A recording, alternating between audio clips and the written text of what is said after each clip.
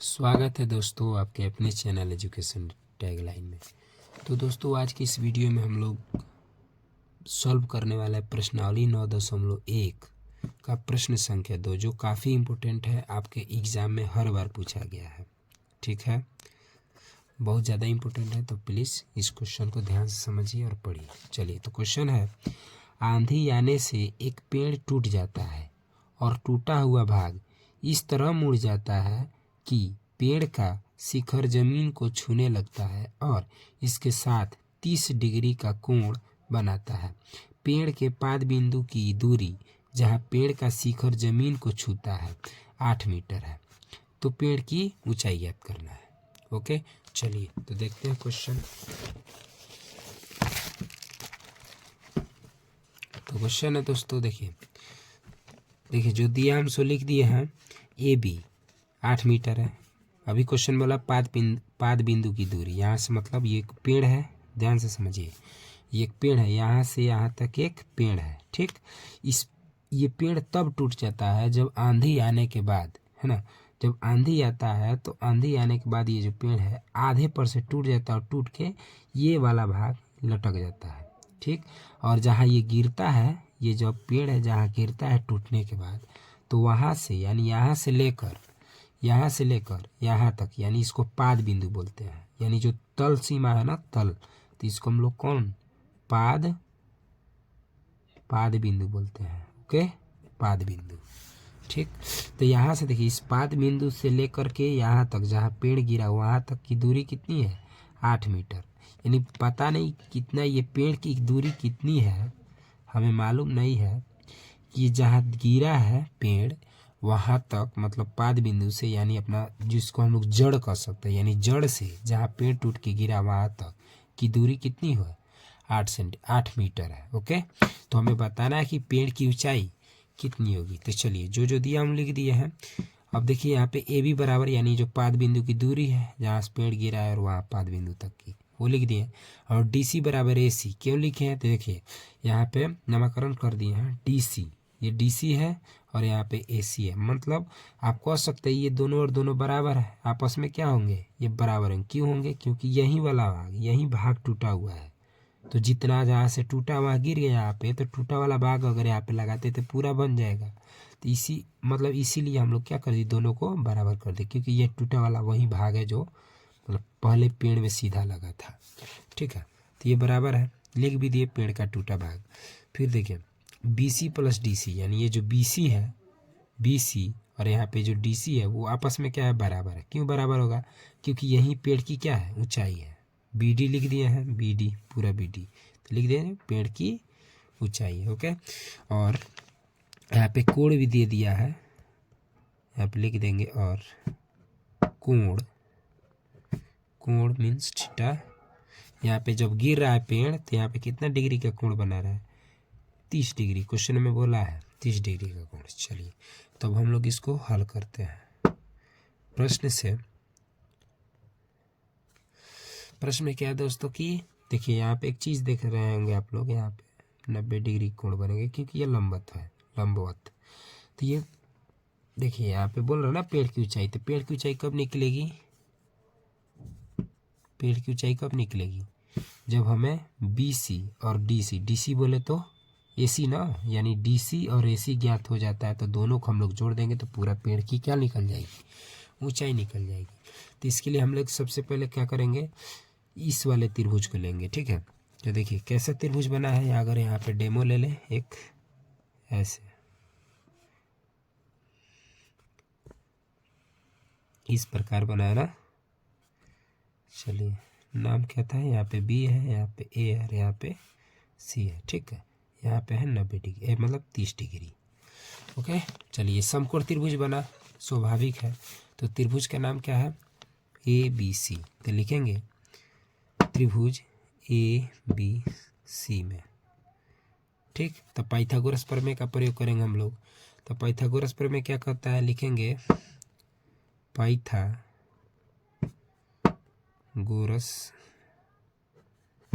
प्रमेय से। देखिए इस क्वेश्चन को मजाक में मत लीजिएगा, ये बहुत ज़्यादा इम्पोर्टेंट है, हर बार एग्जाम में पूछा है मैट्रिक के। सो प्लीज़ ध्यान से इसको देखिएगा। तो इसको ज्ञात करें ना हम लोग इसको, तो क्या ये तो मालूम है हमें, देखिए यहाँ पे मालूम है तो यहाँ पे लिख लेते हैं, जो मालूम है उसको पहले लिया जाता है इसमें। और ज्ञात कौन सा करना है ये, यानी हमें ज्ञात करना है बी सी बट्टे ए बी, बी सी बट्टे ए बी, ठीक है।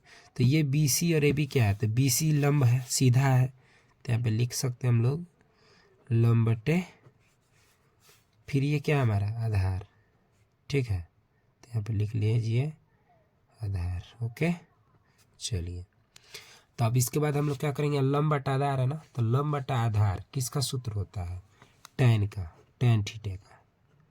त्रिकोणमिति आप लोग पढ़ते हैं ये तो जानते होंगे, ठीक है। ये बेहतर हो, मतलब ये तभी आपके लिए बेहतर होगा जब आप त्रिकोणमिति के सूत्र को जानते होंगे। अगर सूत्र नहीं मालूम है तो मैं क्या, कोई भी टीचर आपको ये बता नहीं सकता है।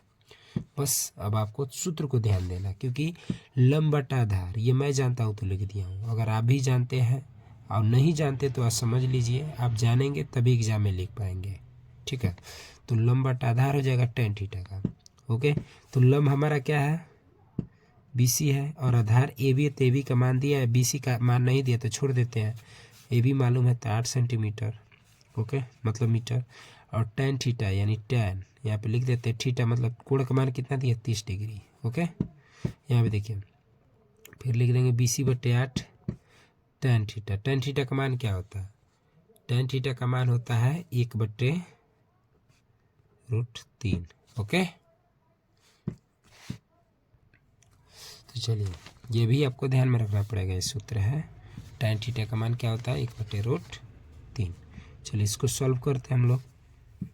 क्या करेंगे, देखिए तिरछा तिरछी गुणा कीजिए, बी सी एकम बी सी, ओके, और 8 में √3 से कीजिएगा तो 8√3। ओके, चलिए सॉरी दोस्तों ये ऐसे नहीं होगा, गड़बड़ हो गया। चलिए इसको हम लोग तिरछा तिरछी करते हैं ना, तो बी सी में √3 से कीजिएगा तो 20 बी सी √3, और इधर 8 एकम 8। ओके, तो देखिए चूँकि बी सी बराबर यहाँ पहले से 8 है, और यहाँ पे गुणा में √3 इधर आएगा तो भागे में, है ना, तो इसलिए बी सी का मान हमारे पास क्या मिला, 8/√3। चलिए तो यहाँ पे आप देख पा रहे हैं बी सी मिल गया हमें, ठीक है, बी सी पता चल गया, इसका मतलब बी सी यानी पेड़ का आधा हिस्सा मालूम हम लोग कर लिए, यानी अब पता करना जो पेड़वा टूट के गिर गया है ना, जो पेड़वा गिरा है, पेड़ मतलब बीच से टूट के जो गिरा उसको ज्ञात करना, तो ये कर्ण के रूप में है, मतलब ये वाला है। ओके, तो अब क्या मालूम करना है हमें, कर्ण और आधार, है ना, फिर उसी त्रिभुज को लेंगे, ठीक है। तो यहाँ पे लिख देंगे पुनः, पुनः में लिखेंगे त्रिभुज ए बी सी में, त्रिभुज ए बी सी में, तो क्या लेंगे फिर, क्या है यहाँ पे देखिए, ये वाला है ना, ये वाला चाहिए, क्या मालूंगा, कर्ण बटे आधार या आधार बटे कर्ण, कोई भी लिख सकते हैं हम लोग, कोई फर्क नहीं पड़ेगा। क्या लिखेंगे, आधार बटे कर्ण, ठीक है। तो आधार बटे कर्ण किसका सूत्र होता है, ये होता है कॉस थीटा का। ओके, कॉस थीटा का होता है, देख लीजिएगा आप लोग। तो आधार हमारा कितना था, 8 था, और कर्ण एसी था ना, मालूम नहीं है। कॉस थीटा का मान होता है दोस्तों √3/2। ओके, √3/2। अब क्या करेंगे, तिरछा तिरछी गुणा करेंगे, तो AC √3, फिर इधर हो जाएगा 8 गुणे 2, तो इधर मिलेगा हमें AC √3/8 दूना 16। तो चूँकि AC बराबर 16 है, इधर गुणा में इधर आएगा तो भागे में √3, तो हमारा मिलेगा, इसलिए AC बराबर 16√3। समझ में आ रहा है। अब देखिएगा यहाँ पे आपको मिला है BC और यहाँ पे है AC, इसका मतलब क्या समझे, यानी ये वाला पार्ट और ये वाला पार्ट दोनों मिल गया। अब इसको यहाँ लगा देंगे तो पूरा पेड़ का ऊंचाई मिल गई, इसका मतलब हम लोग जोड़ देंगे BC + CD।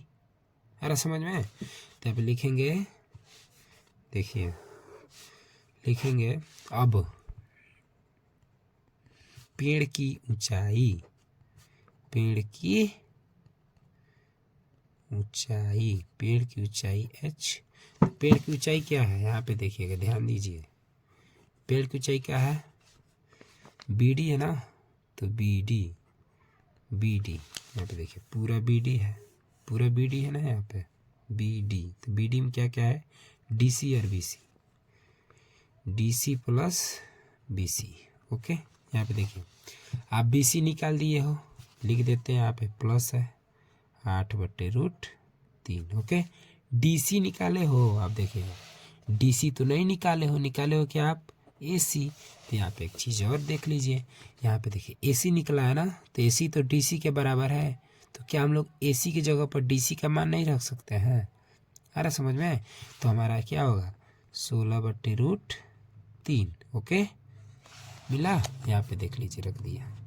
दोनों का लसन निकाल लीजिए, √3 और √3 का लसन √3 होगा, और √3 में भाग दीजिएगा तो एक बार में कटेगा, और यहाँ पे होगा 16। मतलब जो सेम सेम होता है नीचे बस जैसे का तैसे उतार देते हैं। ये हो जाएगा 16×8 24/√3। और आप इस चीज़ को अच्छी तरह से समझ पा रहे होंगे कि कभी भी रूट में 3 नहीं रखा जाता है, तो लिखेंगे चूँकि हर परिमेयकरण करने पर, हर परिमेयकरण करने पर, ओके, हर परिमेयकरण करने पर, तो लिख दिए 24/√3 × √3/√3। ओके, चलिए, तो 24 में √3 से गुणा कीजिएगा तो 24√3 होगा, और √3 में गुणा कीजिए तो केवल 3 होगा, तो 3 कम 3 और 8 3 का 24 मिल जाएगा 8√3। ओके, तो यहाँ पे लिख देंगे अतः पेड़ की ऊंचाई